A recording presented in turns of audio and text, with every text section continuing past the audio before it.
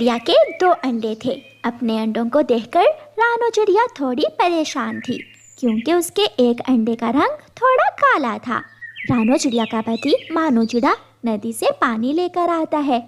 रानो, आज मुझे दाना लेने नहीं जाना, मैं घर में रहता हूँ। और आप हमारा ये काला अंडा बुलबुल के पास ले जाओ और बुलबुल से पूछ कर आओ कि अंडे का रंग ऐसा क्यों है। इसकी ज़रूरत नहीं है, अंडा स्वस्थ है और मुझे पूरा विश्वास है अंडे से स्वस्थ बच्चा ही निकलेगा। अंडे का रंग देखकर मुझे बहुत चिंता हो रही है। आप चिंता ना करें, 2 दिन ही तो रहते हैं। हमारे बच्चे 2 दिन बाद हमारी आंखों के सामने होंगे।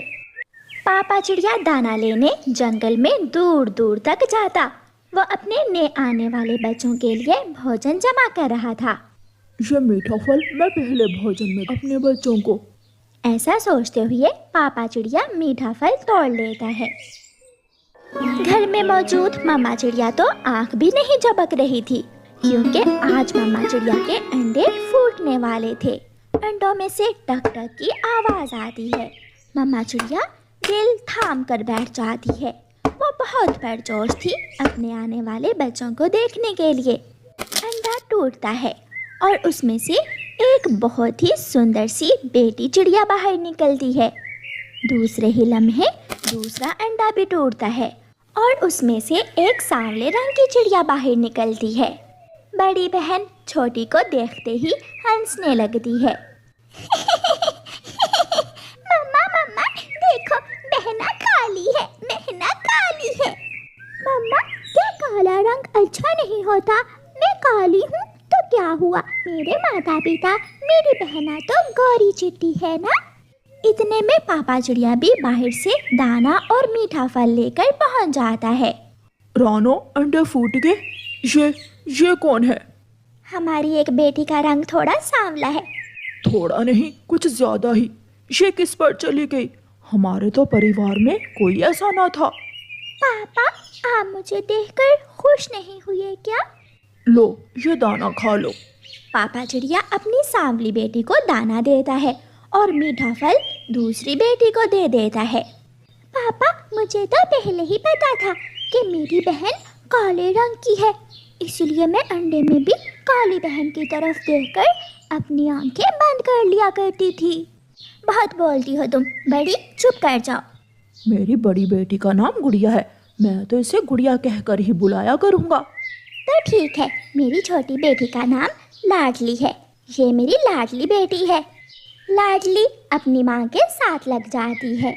पापा मेरे हैं और मम्मा मेरी हैं। कई दिनों बाद मम्मा चिड़िया दूसरे दिन नदी पर जाती है। मम्मा चिड़िया नदी से नहाती है और पानी पीती है।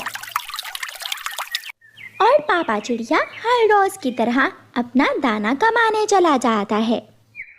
दिन गुजरते गए, दोनों बेटियां बड़ी होती गईं। अब चिड़िया की दोनों बेटियों के पंख बड़े होने लगे थे। गुड़िया, मेरे साथ चलो, मैं आपको उड़ना सिखाऊंगा आज। मैं भी जाऊंगी पापा, मैं भी जाऊंगी। तुम मम्मा के साथ जाना। हाँ, गुड़िया ने ठीक कहा है, तुम अपनी मम्मा के साथ जाना। गुड़िया के पापा, आप लाडली को भी ले जाएं, छोटी है, दिल थोड़ा कर रही है, देखो कैसे रो रही है। इसकी किस्मत में सारी जिंदगी रोना ही है। ऐसे कहते हुए पापा चिड़िया गुड़िया को अपने साथ ले जाता है। अगर ऐसा है तो मैं भी अपनी बेटी को आज ही उड़ना सिखाऊंगी, चलो मेरे साथ। मम्मा चिड़िया अपनी सांवली बेटी को अपने ऊपर बिठाकर ले जाती है। पापा चिड़िया बड़े पेड़ पर बैठा गुड़िया को उड़ना सिखा रहा था और मम्मा चिड़िया लाडली को उड़ना सिखा रही थी। मेरी बेटी लाडली, नजरें सीधी रखनी है, नीचे देखकर डरने की बजाय सामने देखना है। लाडली तो पहली ही उड़ान बहुत अच्छे से उड़ती है। वो सीधी जाती है, वापस आती है, ऊपर और फिर नीचे। गुड़िया ने भी उड़ना सीख लिया था। मम्मा मम्मा, मैं थक गई हूँ। गोरी कभी वहाँ आती है। चिड़िया चिड़िया, ये कौन है? ये मेरी छोटी बेटी है, लाडली। लाडली नाम रखा है मैंने इसका। चिड़िया, ये तो मुझे किसी कौवे की बेटी लग रही है, इसका रंग तो कौवों जैसा है। आप होंगी कवि, मैं तो अपनी मम्मा की लाडली बेटी। गौरी, मेरी ये बेटी बहुत सियानी है, बहुत अच्छी तरह सारे काम करती है। जब ये बड़ी हो जाएगी तो किसी कौवे से ब्याह देना, कौवों से संबंध बन जाएंगे तुम्हारे। मम्मा चिड़िया लाडली को लेकर और पापा चिड़िया गुड़िया को लेकर घर पहुंच जाते हैं। मम्मा, मैंने सुन लिया था वो कवि आंटी क्या बोल रही थी। चुप कर जाओ, ज्यादा मत बोला करो। पापा और गुड़िया दोनों हंसने लगते हैं। दोनों बहनें अब उड़ना सीख गई थीं, इसलिए वो दोनों अब बाहर जाने लगी थीं। छोटे मिठू, जग्गू और कीकी, हम पकड़न पकड़ाई खेलते हैं। मगर तुम्हारी इस सांवली बहन को हम साथ नहीं खिलाएंगे। मैं भी इसके साथ खेलना नहीं चाहती। मैं भी नहीं चाहती। जाओ तुम सब। बड़े आए। गुड़िया अपने दोस्तों के साथ खेलने लगती है। गौरी कवि नदी पर आ जाती है। तेरा नाम लाडली नहीं, आज से सांवली है काली चिड़िया। काली चिड़िया, इससे तो अच्छा था तू एक कवि ही बन जाती। लाडली रोने लगती। प्यारे दोस्तों, रानो चिड़िया की ऐसी कहानियाँ सुनने के लिए YouTube सर्च बार में रानो चिड़िया की कहानी लिखें या फिर ये बटन दबाकर बोलकर कहें रानो चिड़िया की कहानी, और रोते हुए अपने घर चली जाती है। बेटी चुप कर जाओ, सब मुझे सांवली सांवली कहते हैं। कोई कुछ भी कहे, मगर तुम मेरी तो लाडली हो। ये सुनकर लाडली हंसने लग जाती है। जब तक मेरी माँ मेरे साथ है, मुझे किसी की कोई परवाह नहीं है। अरे ओ सांवली, कहाँ जा रही हो? हटो, तुम्हारी वजह से मेरी आंखों के सामने अंधेरा आ रहा है। लूसी की बात सुनकर सांवली वहाँ से चली जाती है। काली चिड़िया, तुम यहाँ क्यों बैठी हुई हो? सांवली, सांवली नाम है ना तुम्हारा? नहीं, मेरा नाम लाडली है। तुम किसी की लाडली नहीं हो सकती, क्योंकि तुम काली हो। सांवली ही नाम होना चाहिए तुम्हारा। लाडली जहाँ भी जाती सब उसे सांवली सांवली कहकर छेड़ते थे। अब मैं सांवली कहने पर गुस्सा नहीं करूँगी। कोई कुछ भी कहे, मैं मुस्कुराकर ही जवाब दूंगी। सांवली, अरे ओ सांवली, तेरी माँ कहाँ है? आंटी गौरी, मेरी मम्मा पापा के साथ दाना लेने गई है। मम्मा को बताना, मैं मिलने आऊँगी शाम को उसे। मम्मा, आज मुझे गौरी आंटी मिली थी, वो आपसे मिलने आएंगी। लाडली अपनी मम्मा से बात कर रही थी कि गौरी कवि वहाँ आ जाती है। गौरी, क्या बात है? कहीं जाना है क्या? नहीं सांवली के पापा और सांवली की माँ, मैं अपने जग्गू के लिए सांवली का रिश्ता पूछने आई हूँ। चली जाओ यहाँ से गौरी, चली जाओ। तुम्हारी हिम्मत कैसे हुई मेरी बेटी के लिए अपने जग्गू कवि का रिश्ता पूछने की? तो और क्या इस काली बेटी को किसी हंस से बिहाएगी? रानो, गौरी की बात ठीक है, वैसे भी सांवली चिड़िया थोड़ी और कवि ज्यादा दिखती है। गुड़िया सांवली की तरफ देख देख कर हंस रही थी। तू चिड़िया याद रखना, मैं भी देखूंगी तुम किससे शादी करती हो, इस काली चिड़िया की। समय गुजरता गया और फिर एक दिन गौरी कवि पापा चिड़िया से कहती है, मानो, मैं तो कहती हूँ उस काली चिड़िया को अपने घर से ही निकाल दो। उसकी ना कभी शादी होगी और ना कभी वो तुम्हारी जान छोड़ेगी। गौरी, मुझे तो डर है उसकी वजह से मेरी गुड़िया की शादी भी नहीं होगी।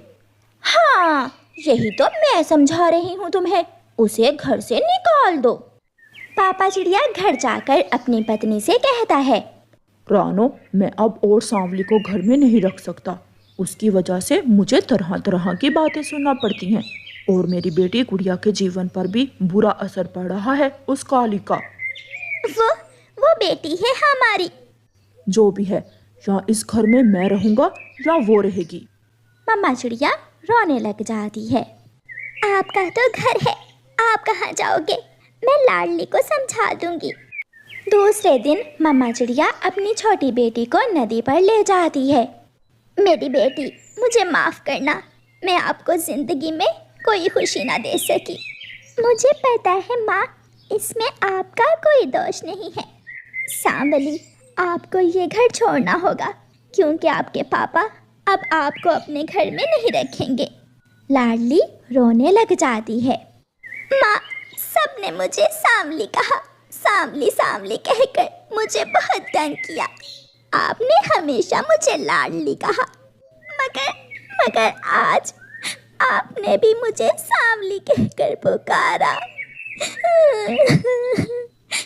मैं मजबूर हूँ मेरी बेटी, मैं हर रोज आपसे मिलने आया करूँगी। फिर मम्मा चिड़िया अपनी काली बेटी के लिए एक तिनकों का घोंसला बनाती है और सांवली उसी घोंसले में रहने लगती है। वो अपना दाना खाती और उसी घोंसले में चली जाती। वहाँ कोई दूसरा पक्षी ना था जो उसे सांवली सांवली कहकर तंग करता। पापा, आपका धन्यवाद जो मुझे घर से निकाल दिया। मैं यहाँ पहले से ज़्यादा खुश हूँ। प्यारे दोस्तों, अगर आप चाहते हैं कि इस कहानी का अगला भाग हो तो कमेंट सेक्शन में ज़रूर बताना। आपका धन्यवाद।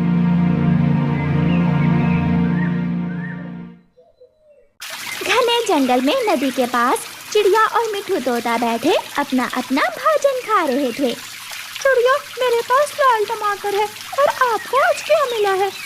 तोते भैया, मेरे पास एक कच्चा आम है, पके हुए तो मिले नहीं। फिर बहुत ढूंढने के बाद मुझे ये कच्चा आम मिला था और मैं यही आम ले आई। चिड़िया और तोता खा रहे थे कि थोड़ी दूर कौवों का एक जोड़ा आकर बैठ जाता है। उनके पास प्लास्टिक बैग में कोई चीज थी। कालू, जल्दी जल्दी मीठी चटनी भी निकालो। चिड़िया, वो कौवे क्या खा रहे हैं? ये चीज़ मैंने कभी जंगल में किसी पेड़ पर लगी तो नहीं देखी, बहुत अलग चीज़ है। फिर चिड़िया और तोता उनके पास चले जाते हैं। कौवे भैया, ये क्या चीज़ है? मैं बताती हूँ चिड़िया और तोते, ये समोसा है। ये इंसानों का भोजन है। मैं और कालू अभी अभी इंसानों की बस्ती से ये समोसे चुरा कर लाए हैं। ये बहुत स्वादिष्ट होता है। वाह वाह, मजा ही आ गया। कालू, मीठी चटनी के साथ लगा कर खाओ, फिर तो और भी मजा आता है। तोते से रहा नहीं जाता। वो बिना पूछे ही थोड़ा सा समोसा उठाने के लिए अपना पंख आगे बढ़ाता है और गोरी कौवी उसे एक लगाती है। हट पीछे, बड़ा आया समोसे खाने वाला। शक्ल देखिए अपनी, मोटी चोंच वाला तोता। तोते भैया, छोड़ें आप, हम अपना भोजन ही खाते हैं। अब तोते को टमाटर बेसवाद लग रहा था। उसकी नजरें तो कौवी और कौवे के समोसे पर ही थी। कालू, उठ यहाँ से, ये मोटी चोंच वाला नजर लगा देगा। ऐसा ना हो कि समोसा खाकर हमारे पेट में ही दर्द शुरू हो जाए। दूसरे दिन कौवी और कौवा फिर से इंसानों की बस्ती में जाते हैं। किसान के बेटे ने रो रो कर अपनी मम्मा से 10 रुपए लिए थे। वो 10 रुपए लेकर दुकान पर जाता है। अंकल अंकल, मुझे 10 रुपए के पापड़ दे दें। किसान का बेटा पापड़ लेकर अपने घर आ जाता है। उसके आंगन में एक पेड़ था। उसी पेड़ के ऊपर कौवे बैठे हुए थे। मैं अपने पापड़ यहाँ रखकर पहले घड़े से पानी पी लेता हूँ। ये सोचकर किसान का बेटा अपने पापड़ पेड़ के नीचे रखकर घड़े से पानी पीने जाता है। कालू, उठा ले कालू, मौका अच्छा है।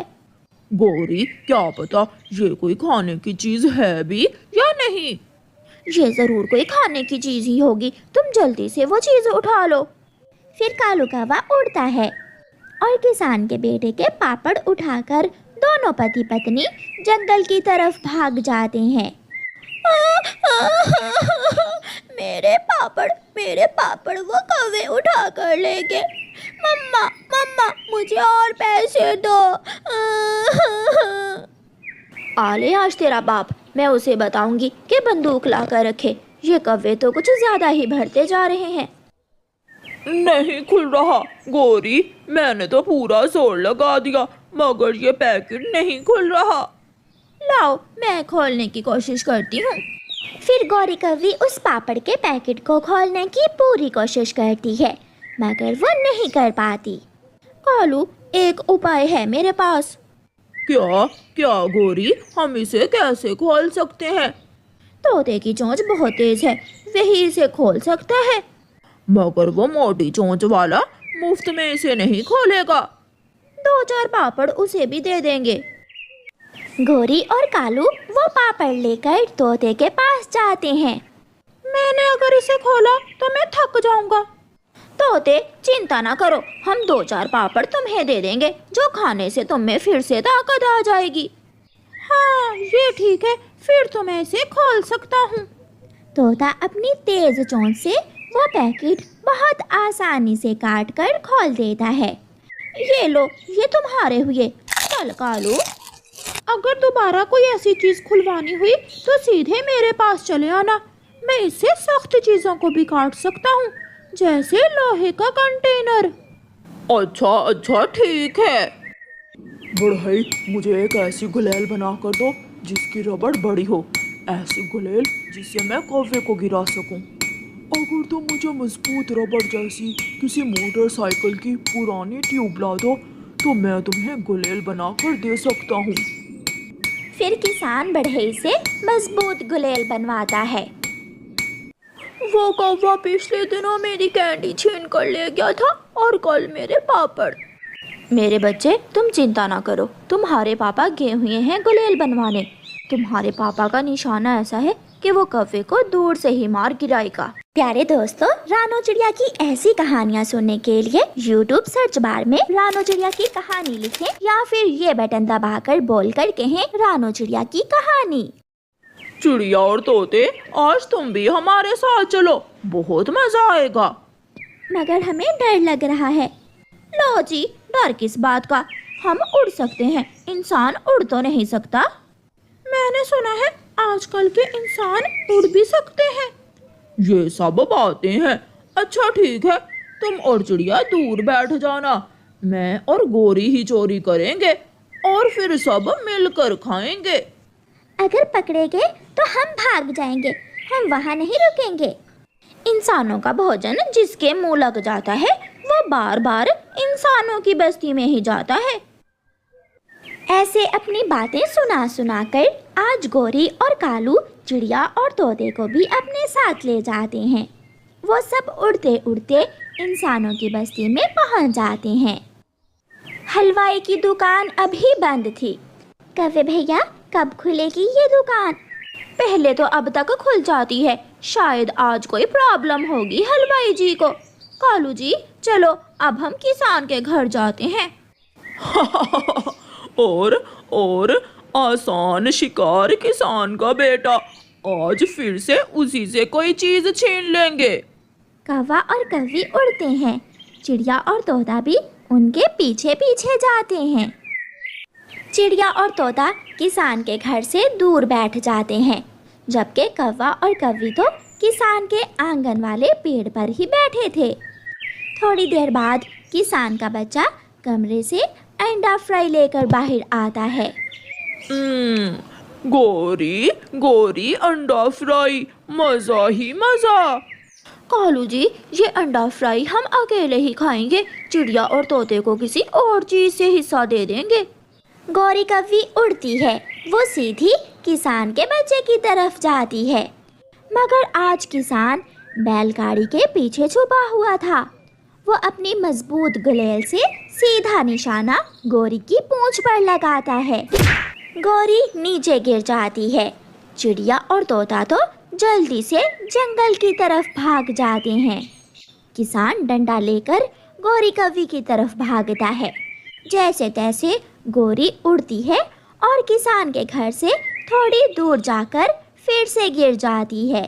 गोरी उठो उठो गोरी, ये क्या हो गया? ऐसा तो हमने सोचा भी न था। अब दोबारा ये कभी हमारे घर में नहीं आएगी। कालू, चिड़िया और तोते को बुलाओ, वो कहाँ है? चिड़िया और तोता भी